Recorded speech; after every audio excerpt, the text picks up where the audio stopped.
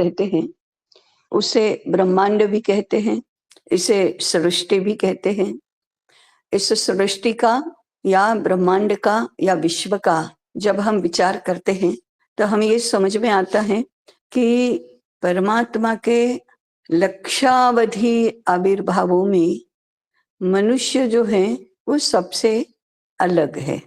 हम इसको श्रेष्ठ कहें कि कनिष्ठ कहें वो अलग बात है, परंतु अलग तो है ही। और ये अलगता किस बात की है? तो मनुष्य को छोड़कर बाकी सारे आविर्भाव हैं वे प्रकृति के द्वारा नियंत्रित होते हैं, नियमन में रहते हैं। इसलिए उनको अपनी कोई बहुत चिंता भी नहीं करनी पड़ती, और चिंता करने वाली जो फैकल्टी है व्यक्तित्व में वो भी उनके पास नहीं होती, तो वो प्राकृतिक जीवन जीते हैं। मनुष्य केवल प्राकृतिक जीवन नहीं जीता है। जहाँ तक शरीर से होने वाले, शरीर के अंदर होने वाले कार्य हैं, प्राण का कार्य है, वहाँ तो हम प्रकृति के द्वारा नियमन में रहते हैं या नियंत्रित रहते हैं। परंतु उसके अतिरिक्त प्राण और शरीर, इसके अतिरिक्त हमारा जो व्यक्तित्व है वह अंतःकरण है। मन, बुद्धि, अहंकार, चित्त, हृदय, इनसे हम व्यवहार करते हैं। मन कैसे व्यवहार हो रहा है ये तो हम जानते ही हैं कि मन क्या करता है, बुद्धि क्या करती है, अहंकार क्या करता है, चित्त क्या करता है। चित्त का ही एक आयाम है हृदय, वो हृदय क्या करता है ये सब हम जानते हैं। उसके बारे में विचार करना ये इस प्रस्तुति का विषय नहीं है, परंतु इसमें हम जब जीवन और जगत को समझने का प्रयास करते हैं तो वह प्राथमिक स्वरूप से बुद्धि से ही होता है। बाकी सारे इसके सहयोगी हैं। या तो मन जैसा है वह अवरोधक भी है, सहयोगी भी है। अहंकार इसका अवरोधक भी है, सहयोगी भी है। परंतु प्रमुख भूमिका बुद्धि की है। बुद्धि से हम इस सारी संरचना को समझने का प्रयास कर रहे हैं, और हमारे ध्यान में आता है कि ये संरचना पूरी की पूरी जो है, जिसको हम पैराडिम बोलते हैं, ये संरचना आत्म तत्व से लेकर भूत तत्व, माने पंच महाभूतों का जो दूसरा छोर है, उसमें भी सबसे अधिक ठोस जो पृथ्वी महाभूत है, तब तक की पूरी संरचना, उसको हमने दो भाग में बांटा, जीवन और जगत। तो जीवन और जगत, इन दो को जानने समझने की जो बौद्धिक प्रक्रिया है, उसके विश्व में दो भाग हैं, जिसको हम बुद्धि में कल्मिनेशन होता है, बुद्धि ही अंतिम उसका निकष होता है। ऐसी एक बौद्धिक सृष्टि है या विचारधारा है, उसको ही हमने व्यवहार में उसके जो परिणाम आ रहे हैं उसको देखकर सेमिटिक विचारधारा कहा। परंतु जो विचारधारा अंत में आत्म तत्व तक पहुंचती है वह है, इसको नॉन सेमिटिक कहेंगे सेमिटिक के परिप्रेक्ष्य में, परंतु सकारात्मक शब्द उसके लिए देना है तो वह हिंदू विचारधारा है। अब हिंदू यदि नहीं जम रहा है शब्द तो भारतीय विचारधारा है। इसी को सनातन विचारधारा कहा, वो ठीक है, परंतु वह हिंदू है। जैसे सेमिटिक है वैसे हिंदू है। सेमिटिक है और हिंदू को नॉन सेमिटिक कहेंगे। हिंदू के संदर्भ में देखें तो नॉन हिंदू है। ऐसी दो विचारधाराएं हैं, वो पूरा का पूरा एक पैराडिम है। अब जो हिंदू विचारधारा, जिसके अनुसार हम बुद्धि से और हृदय से, दोनों से ही इस पूरी संरचना को जानने, समझने और अनुभव करने का प्रयास करते हैं। और जो नॉन हिंदू अथवा सेमिटिक विचारधारा है, वो केवल बुद्धि से इस सारी संरचना को समझने का प्रयास करती है। और उस विचारधारा में मूलतः द्वैत है। द्वैत क्या है? मैं और मुझे, मेरे अलावा सारी सृष्टि, ऐसा द्वैत है। जबकि भारतीय विचारधारा में, हिंदू विचारधारा में मैं और सारी सृष्टि, ऐसा द्वंद्व तो होगा, परंतु मैं और सारी सृष्टि आत्म तत्व में जाकर एक हो जाती है। ये आत्म तत्व में जाकर एक हो जाती है, इसलिए जीवन और जगत को समझने के हमारे प्रयास में मूल तत्व है एकात्मता, आत्म आत्मीयता। ये उसी के शब्द हैं। एकात्मता क्यों? क्योंकि एक ही आत्म तत्व से पूरा का पूरा जीवन और जगत का द्वंद्व निर्माण हुआ है। ये द्वैत नहीं है, ये द्वंद्व है, ऐसा निर्माण हुआ है। परंतु the culmination of all this is आत्म तत्व विच इज वन ओनली, एक ही है।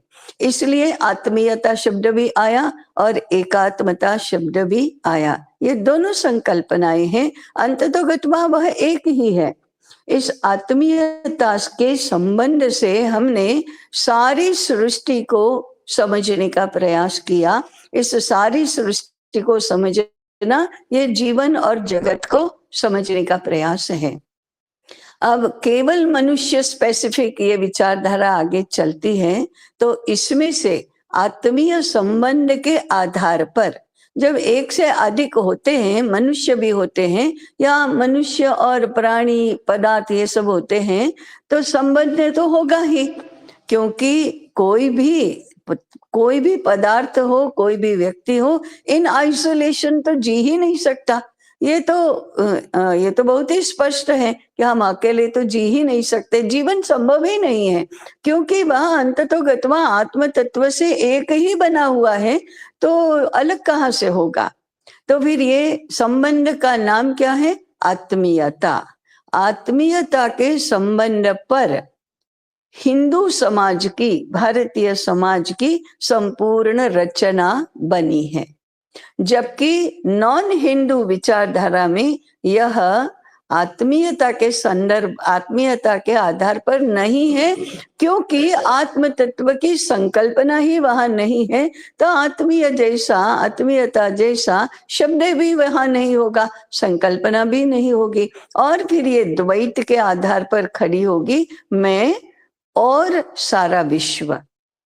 अब प्रारंभ कहाँ, प्रस्थान बिंदु कहाँ हो है?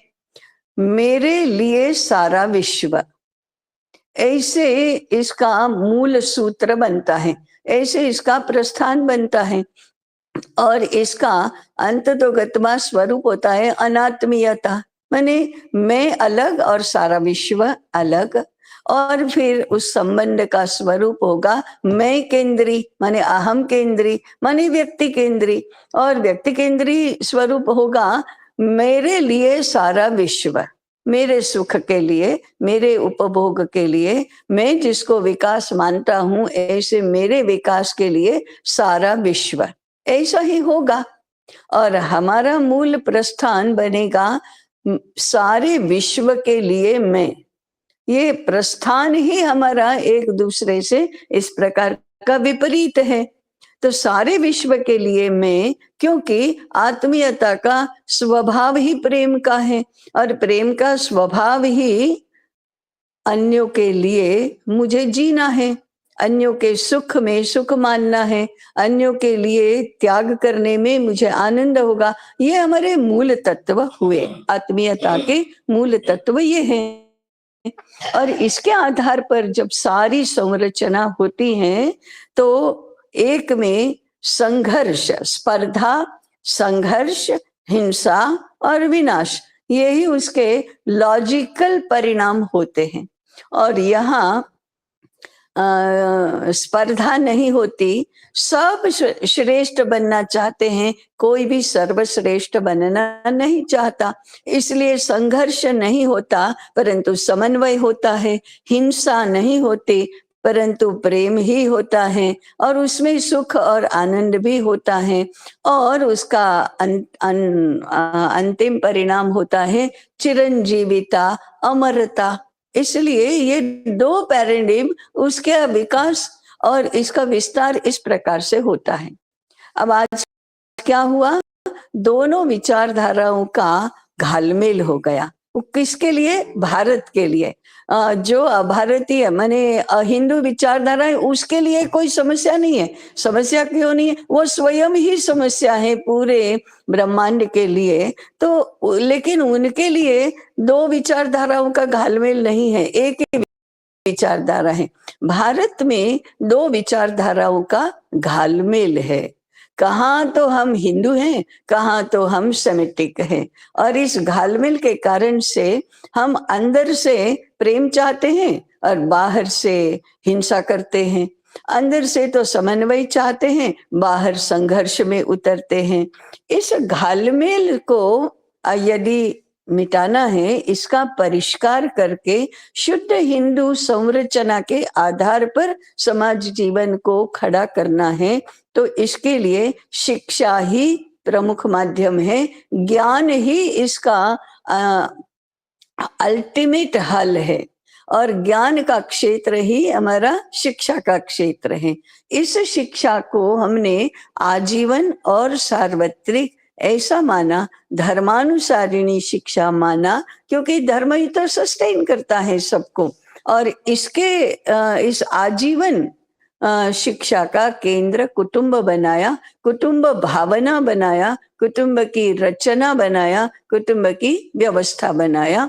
क्योंकि इस आत्मीयता की जो संकल्पना है, उसका मूर्त स्वरूप, उसकी मूर्त व्यवस्था तो कुटुंब है, और इस कुटुंब भावना को ब्रह्मांड के सारे संबंधों के लिए भी आधार बनाया। इस प्रकार की हमारी संरचना बनी है। हम सब लोग इस संरचना को समझने का प्रयास कर रहे हैं, बुद्धि से, हृदय से और अहंकार से, कर्ता भाव, भोक्ता भाव और दायित्व बोध से हम इसको यशस्वी बनाना भी चाहते हैं, और मन को भी इसके अनुकूल बनाते हैं। अंतःकरण इसमें लगा हुआ है, और बहिःकरण हमारा इसका सहयोगी है। इस प्रकार से इस पूरी संरचना को समझने का प्रयास हम लोग कर रहे हैं। यही हमारे विद्यापीठ की शिक्षा की जो संरचना है, इसका स्वरूप है। श्वेत केतु और भृगुगत चिंतन, मौलिक चिंतन, और आगे चलकर इसका निरूपण, इसमें हम लोग लगे हैं। हमारी जो प्रस्तुतियां हो रही हैं, वे इसी के उदाहरण है, इसी के निदर्शन हैं। हम इस प्रक्रिया को परिष्कृत भी करते जाएं और प्रतिष्ठित भी करते जाएं, यही हमारा प्रयास है, और सबका मिलकर हमारा यह प्रयास चल रहा है। इस प्रयास को भी समझने का पुरुषार्थ हम करें, यही इस सारी मूल्यांकन प्रक्रिया और ये जो सारा मूल्यांकन सत्र चल रहा है, इसको जानने का एक निमित्त है, इसको जानने के लिए एक साधन है। अभी मुझे इतना ही कहना सूझ रहा है। दोनों प्रस्तुतियों को और अभी तक की जो प्रस्तुतियां हुई है, उनको मैं जब समझने का और आकलन करने का प्रयास कर रही हूँ, तो यही मुझे अभी सूझता है। इतना ही।